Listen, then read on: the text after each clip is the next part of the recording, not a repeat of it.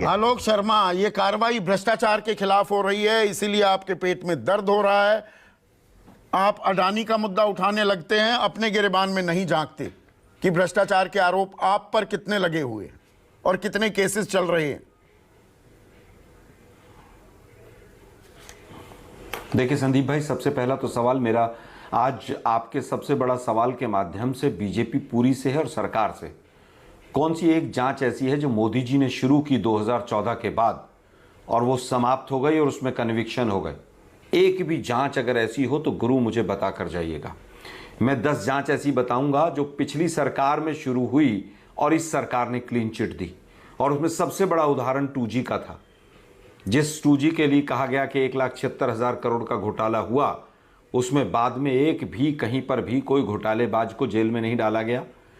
जिसको कहते हैं कि सीबीआई और ईडी जो थी वो तोता थी और मैना थी, क्या क्या बोलते हैं। इसी सीबीआई ने पिछले यूपीए 1 और यूपीए 2 में केंद्रीय मंत्रियों को भी जेल में डाला, लेकिन आपकी सरकार आने के बाद उन्हीं केंद्रीय मंत्रियों को क्लीन चिट मिली। इसलिए कम से कम बीजेपी भ्रष्टाचार के बारे में बात ना करे। अब बात आती है तमाम जो विषय यहाँ पर मेरे छोटे भाई नहीं भ्रष्टाचार पर ही रहते हैं ना, ये कह रहे हैं कि साहब आलोक भ्रष्टाचार पर ही रहते हैं, उनको ऐसा किया। तो भ्रष्टाचार नेशनल हेराल्ड केस में सोनिया गांधी और राहुल गांधी भी जमानत पर हैं। मनीष सिसोदिया के खिलाफ जो आरोप हैं, चलिए उस पर तो कांग्रेस नहीं बोलती। लालू प्रसाद यादव पर जी ये बदनाम करने की, दबाव डालने की कार्रवाई है, तो वो कार्रवाई क्यों ना हो। आप एक तरफ की ही कार्रवाई चाह रहे हैं, दूसरी कार्रवाई को दबाव बता रहे हैं। कार्रवाई मैं उतरता हूं मैं बताता हूं।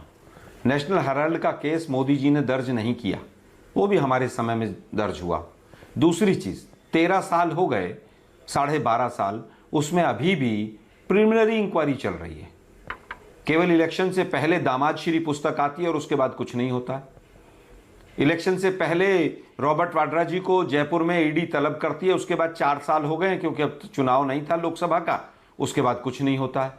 प्रिलिमिनरी इंक्वायरी अगर 13 साल चलेगी, मोदी जी को अपना वक्तव्य याद करना चाहिए संसद में कि सभी नेताओं के खिलाफ मैं 2 साल में सारी जांच पूरी करके समाप्त कर दूंगा। अब हम पूछना चाहते हैं भाई क्या हुआ। हिडनबर्ग चोर है, लेकिन अडानी जो है वो ब्रह्मा विष्णु महेश का पोता है, उसके खिलाफ जांच नहीं होनी चाहिए। हम नहीं कह रहे हैं हिडनबर्ग बिल्कुल गलत है, उसकी रिपोर्ट भी गलत है। भाई आप जांच तो करा लो, जांच कराने में क्या प्रॉब्लम है आपको। ईडी सीबीआई हो चाहे इनकम टैक्स हो, केवल विपक्ष के यहां जाएगी। एक सेकंड, एक क्लैरिटी चाहता हूं आलोक भाई। तो जो कार्रवाई विपक्ष के नेताओं के खिलाफ हो रही है, वहां भी दूध का दूध पानी का पानी होने दीजिए और अडानी पर भी कार्रवाई होने दीजिए। You can't have your cake and eat it too. आप चित भी मेरी पट भी मेरी कि हम पर कार्रवाई गलत, पर अडानी पर कार्रवाई करो। मैं कह रहा हूं संदीप भाई, मैंने कहा कोई जांच हम अपने खिलाफ रुक जाए हम नहीं चाहते।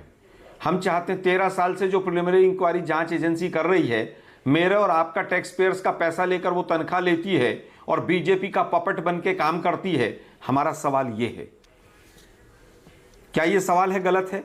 हम कहते हैं हिडनबर्ग भी गलत है, लेकिन अभी एक गजब इन्होंने गुरु प्रकाश भाई ने वो दिया कि अगर जन आंदोलन होगा तब तो जांच होगी, अदरवाइज ऐसे थोड़ी ना जांच हो जाएगी। तो आप क्यों नहीं जाते अदालत का दरवाजा खटखटा लीजिए। बीजेपी राफेल में क्या हुआ उसका भी तो जिक्र कर रहे हैं ना गुरु।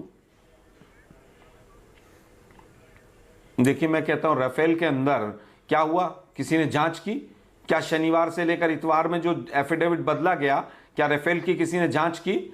आजकल तो हालत यह कि जजों को भी कान में कह दिया जाता राज्यसभा चाहिए या गवर्नर बनना है।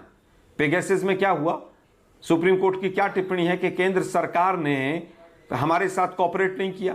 हम तो सुप्रीम कोर्ट के जजों से भी सवाल पूछ रहे हैं, अगर केंद्र सरकार कोऑपरेट नहीं कर रही थी तो आपका फर्ज नहीं था क्या उसकी कोऑपरेट कराना? क्या आपका फर्ज नहीं था कि तमाम जांच एजेंसियों को कटघरे में खड़ा करना? सुप्रीम कोर्ट किस लिए था? फिर आपके यहां केस गया, साहब हमारे तो कोऑपरेट नहीं किया। कल को कोई दूसरी सरकार भी कोऑपरेट नहीं करेगी तो आप केस बंद कर देंगे। आपने नोटबंदी पर एक छोटे से पार्ट को लेकर कहा गया कि प्रोसेस ठीक था, क्या नोटबंदी की जांच हो गई? 13,000 करोड़ रुपए लेकर जो वो अहमदाबाद में एक व्यापारी बैठा हुआ था कैश, उसका क्या हुआ? किसी ने जांच की? ये नया एक नैरेटिव बन गया है और यही गुजरात बंद क्यों नहीं दिखाई देता से कराया जाता था। आज जो ये 18 दलों के नेता मिले उसमें एनसीपी, शरद पवार की पार्टी और तृणमूल कांग्रेस क्यों गायब थे? आलोक नहीं, मुझे तो, मैंने अभी फोटो में खड़गे जी के यहाँ अभी न्यूज 24 पे देखा कि प्रफुल्ल पटेल जी बैठे हुए थे वहां पर। टीएमसी किसी के साइन एक के नहीं हुए, दो के नहीं हुए। एनसीपी ने हमेशा से हमारी आवाज उठाई है, हमारे साथ है वो। यूपीए साथ पूरी है। तरह से लामबंद है, एनडीए पूरी तरह से टूटा हुआ है, और एक दो दल अगर नहीं भी आते हैं तो इसका मतलब थोड़ी ना है कि अडानी की जांच नहीं होनी चाहिए। अडानी हम की तो जांच साफ साफ नहीं कह रहे हैं, होनी चिट्ठी चाहिए। आपने भी दिखाई, Sanjeev Jha, this is an official complaints.